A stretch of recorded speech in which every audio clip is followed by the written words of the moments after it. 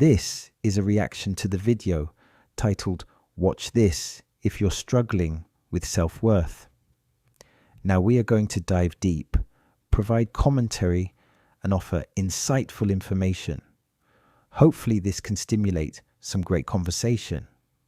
Now remember, this is education mixed with entertainment. So with that being said, let's analyze this train of thought accordingly. Okay, so let's react to this video. Hey Psych2Goers, and welcome to another video. Thank you all so much for the love and support that you've given us, enabling us to make yet another exploration into everyday psychology. So let's begin. Loving yourself may sound simple, but we all know how hard it is. Sometimes it can be a roller coaster ride between being happy with yourself and wishing you could change. There are so many things that affect your image of yourself, and some of them may not be good. Things such as the media set false expectations and ideals. Okay, I think that's a really good point about the media setting false expectations and ideals. And then one of the questions is why? Why does the media set false expectations and ideals? And one of the answers may be capitalism, because when we're in a capitalist society, we are trying to sell a service or a product. So in selling a service and a product, it would be an intelligent or rational decision to try to take something that looks perfect and associate it to your product. So a lot of things on social media will be trying to sell a product or a service. So therefore, creating something that looks perfect is logical, because that's more compelling, that's more likely to influence you to buy. However, it's important to try and be logical and understand that this is a false expectation. So that's a very good start. I like that point. It can be a long journey to accepting this, but it's worth it. We made this video to remind you that you should never give up on loving yourself, because you deserve it and you're worth it. So here are 12 things that do not determine your self-worth. Number 1, your achievements. Can you relate to loving yourself so much when something goes well, but the second something goes wrong, your self-worth immediately takes a plunge?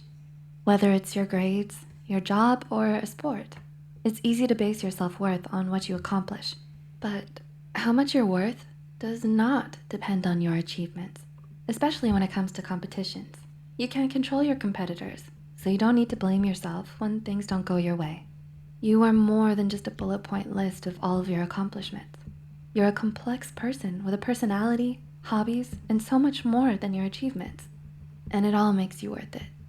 Number 2, your income. Okay, let's talk about that. So basically the premise here is that your self-worth does not depend on your achievements. And I guess the premise is, when you fail, if you stake everything on your achievements, then when you fail, then this will affect your self-worth. I can understand that argument, but what I would say is that part of your self-worth, or is there an issue with part of your self-worth being based on your achievements, or is it's okay to be proud of your achievements? So for example, as a neurodivergent person, I'm proud of achieving my degree, I'm proud of achieving my 2 postgraduate degrees, and I'm proud of achieving my master's degree. There was lots of barriers, but I'm proud of that. I'm also proud of setting up a social enterprise which has the goal of creating a neurodivergent friendly world, and to pay neurodivergent artists and to engage with the community. Now, I would say that it's empowering and it's positive to be proud of that. However, like they're stating, I shouldn't stake my whole identity on that, in the sense that if something goes wrong, then I say, well, I'm not worth it because I've had a failure, because everyone has failures. Billionaires have failures, millionaires have failures. So I partly agree with that. There's also another important point that they made about, you don't have to be proud of just your achievements. You can be proud of having a great personality. And also there was this notion about us being complex. And I think it's quite good to explore what that means. Question, why are we complex? What makes Homo sapiens complex? And if you look into the history of Homo sapiens, if you look into our brains And you can really develop that and come with a compelling answer. But I do like this notion of ascertaining self-worth from personality and not entirely staking your self-worth on achievements, because obviously we can be in environments where we can be exceptional, we can be great at things, but we may not achieve things because certain things are beyond our control.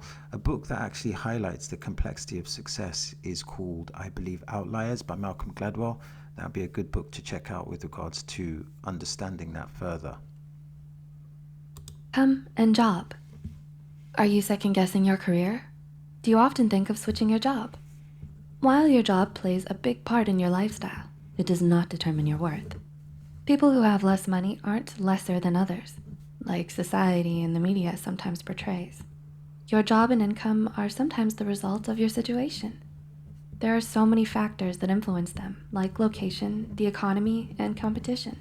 So they aren't really a reflection of who you are. Number 3, your childhood. Okay, definitely have something to say about that. Of course, earning less money doesn't mean that you are less. I definitely agree with that. However, maybe you should look at your job and think, how much impact am I having in my job? Because just because you're having impact doesn't mean that you earn more money. Now, some people might say, well, no, in a capitalist society, if you have more impact, you earn more money. Well, this is not true, and I'll show that it's not true. Because if you work for a charity, you could affect loads of people's lives in a positive way. But as most charities have a set band where you're paid a certain amount of money, your positive impact will not mean that you will make more money, but you could have had, you could have helped in transforming someone's lives. And you can give a counter argument where you could work in a sales job and make £10,000 a month, which would be, a very good income in Britain.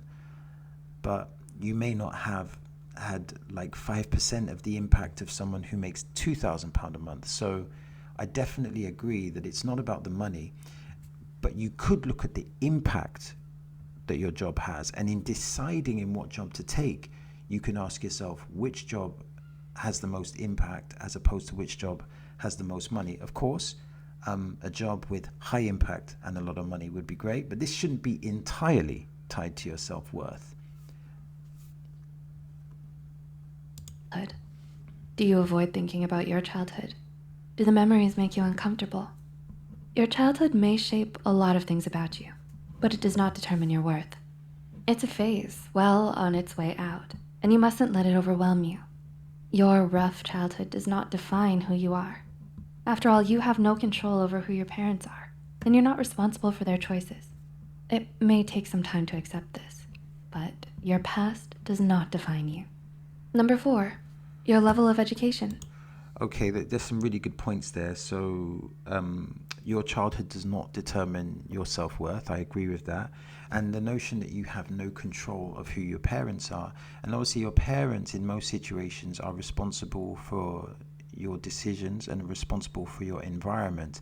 So effectively you don't control that as a child. So that's really good. I would add to that and say try to be stoic in terms of having acceptance of your childhood. Because focusing on negative elements of your childhood, well, here's a question. Does focusing on negative element on of your childhood make you better or make you perform better? And if it doesn't, then why do it? Obviously, it's not as simple as that. And, some people might need to go through therapy and counseling, but that's something I would ask myself. So it's important to kind of divorce yourself, not divorce yourself from your childhood entirely, but to understand that if you've had a rough or bad childhood, that does not necessarily make you a bad person. It actually, the byproduct of that can make you a great person. So I like that. Much like your income, your level of education is also the result of so many factors. One of the biggest factors when it comes to deciding whether to go to college and where is how much money your family has. You can't change how much money your family has or the location of the schools you want to go to. Therefore, you don't need to feel bad if you don't have a higher level of education. It doesn't mean you're less intelligent or worth less than those who do. Number 5. Okay, I guess the answer to that. I mean, one of the assertions was that your level of education may be low if you don't come from a family of wealth. Well, I guess that depends where you are, because I guess in an economically less developed country, you'd need to be rich to access education. But in an economically more developed country, you would be able to access education. However, the quality of that education can be determined by wealth. So the notion here is that private school, you pay for private school; public school, that's paid by taxpayers' money. But private school, one would assume, would be more effective. So if you come from generational wealth, you have an advantage, and we can't control that. We don't get to choose who our parents are. We don't get to choose our environment. So again, that's a good assertion. The other good assertion is that just because you went to university does not automatically mean that you're intelligent. So if you have a PhD, it doesn't mean you're intelligent. If you don't have a PhD, it doesn't mean you're intelligent. There are plenty of great intellectuals that are intelligent. Obviously, the word intelligent is multi-layered, it's multifaceted. There's different types of intelligence: linguistic intelligence, mathematical intelligence. There's various layers to the word intelligence. But yes, I agree with those assertions. How other people view and treat you. Do you constantly stress about how others see you? Are you constantly trying to live up to their standards? Other people have no way of knowing who you truly are. While family and friends may have a good idea of it, only you fully know yourself. Knowing this, your self-worth isn't based upon others' limited and sometimes biased opinions of you. You cannot control what other people think, nor how they act. Similarly, don't base your value upon something completely up to others. Trying to please others will ultimately lead you to being miserable. So try not to stress yourself out with other people's opinions, even if it is difficult. Number 6. Yeah, I agree with that. I mean, how other people perceive you. For me to take on someone's criticism or constructive criticism, I need to know the validity of the person. So, if someone's a great writer and I'm producing a book and they offer me constructive criticism, then I would care about what that person thinks. But if someone has no credibility in that field and is just overly negative, then why would I care about that? For example, if someone is telling me that my social enterprises are structured properly or my business isn't correct, but they've never built a business, they don't know anyone who's built a business, they don't have a business qualification, they don't have anything to make them credible, why am I going to listen to you? So we should listen to people, but we should listen to people that are credible. Just to clarify, just because you have education does not mean you're credible. But if you've built a business or various business, and even if you've had a failing business, if I have a business and you have some information to share, there's indication that your information is credible. So my statement to this is listen to the right people, and don't listen to negative people that are just negative. People that are just negative, generally speaking, are just coming from a bad place, and it's almost like they're criticizing themselves.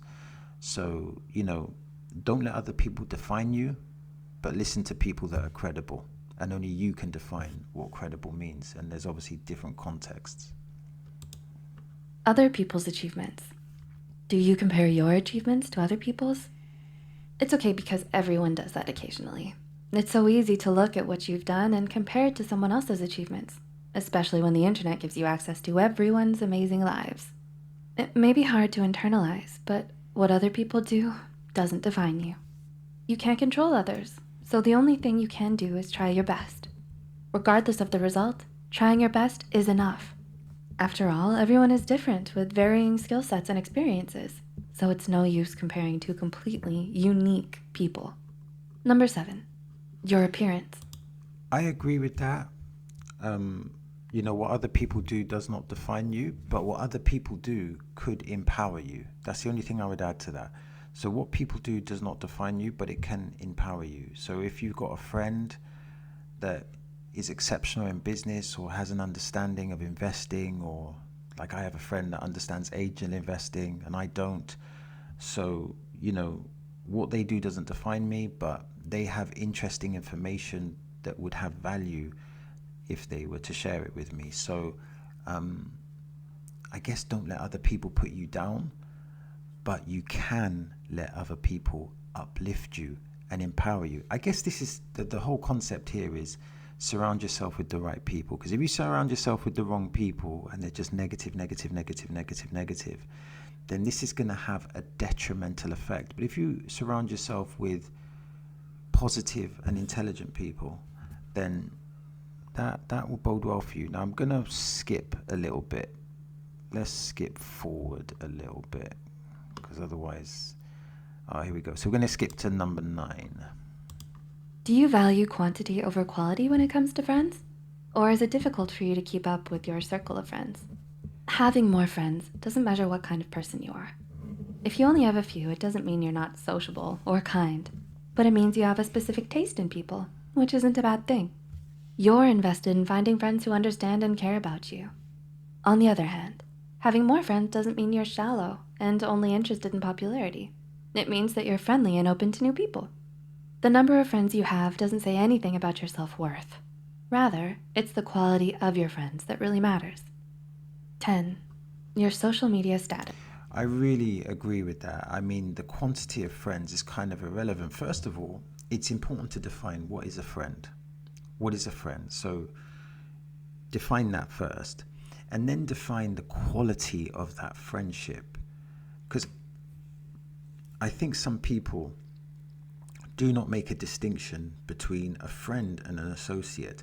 And even if you look at Facebook, it will say Facebook friends, but are they really your friends or are they not associates? And we should not make the mistake of putting associates into, we should not mistake labeling associates as friends. And the quantity of bad friendships can actually be detrimental to your mental health. So it's important to engineer good friendships. Again, define what a good friendship is. Are they committed to you? Do they want to see you succeed? Are they willing to invest, not money wise, but energy wise in seeing you succeed? So, if you're an artist and you put together an exhibition, will they turn up? Will they provide emotional support? Will they listen to you? Will they value you?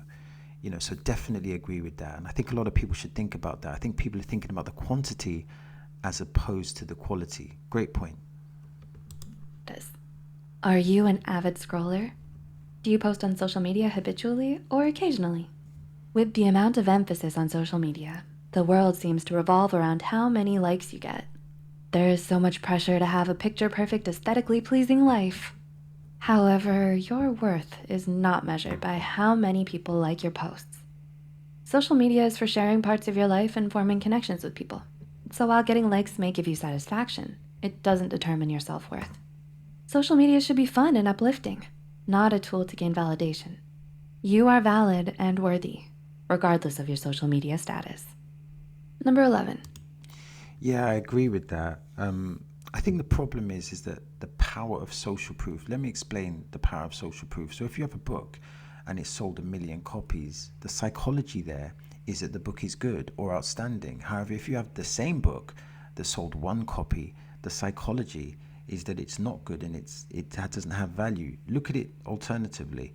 If you look at videos, if you see a video with 1 million views, if that same video had 3 views, would it have the same value? Now you may answer yes, you would be able to distinguish the difference, but numbers affect us on a subconscious level, not just on a conscious level.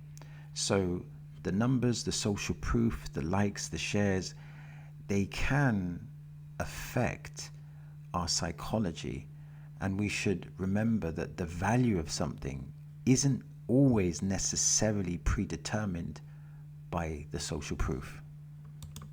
Your age. Both old and young people are often judged due to their age. People may think all young people are reckless and selfish, while all older people have their whole lives figured out. But your age doesn't control your personality, hobbies, likes, dislikes, and so much more. It's not a reflection of who you are, so it doesn't determine your worth. After all, age ain't nothing but a number, right? Number 12. Okay, I guess age doesn't determine who you are, but culture, I would argue, does determine who you are. and the culture or environment that you're in might be predetermined by your age. So if you're over a certain age, you may be in a different culture, and therefore that could harness different thoughts and perceptions. That's not necessarily a bad thing or a good thing. Depends on the culture. If it's a positive culture, it will have a more likely to have a positive outcome. But I do agree with the premise. We shouldn't look at age and make observations. We should define people by how they are, as opposed to look at their age and then have these preconceptions that we can't change. Your decision to have children. There's a lot of societal pressure to have children in order to contribute to society. But having children is completely your own decision. Not having children doesn't make you less worthy than others who do, because it's a major decision that affects you most of all. So it should be up to you. Remember, your decision is valid and valued either way. In the end, you're the only one who determines your self-worth. Cliché, but it's true. Not anyone or anything else, whether it be money, family, or friends. It may be hard, but just try to remember that you are more than any single aspect. We hope we were able to give you insight into some of the things that you shouldn't base your worth on. Okay, just a quick thing. Is there societal pressure to have children? This definitely depends on the environment or family that you come from. In some contexts or in some cultures, there will be pressure. And again, some families will, may pressure you to have children, but other families won't. Also, it's dependent on the culture. So every country could potentially have a different cultural perception to this, on whether you should have children, whether you shouldn't have children, how many children. So I don't think that's an absolute statement. However, the premise is correct in terms of your self-worth should not be determined on if you have children or if you don't have children.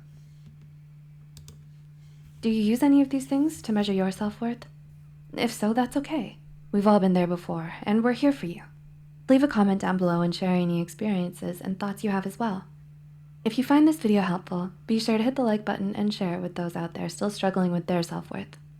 Don't forget to subscribe to Psych2Go and hit the notification bell for more new videos. Thanks for watching, and we'll see you soon. Yeah, I really enjoyed that video. There's a lot of value there. I also like that they encourage you to comment and they encourage to have that interaction. There were some really good points. And the topic of self-worth, I see mental health being spoken about a lot, but not the topic of self-worth. So thanks again, and hopefully see you for the next reaction video.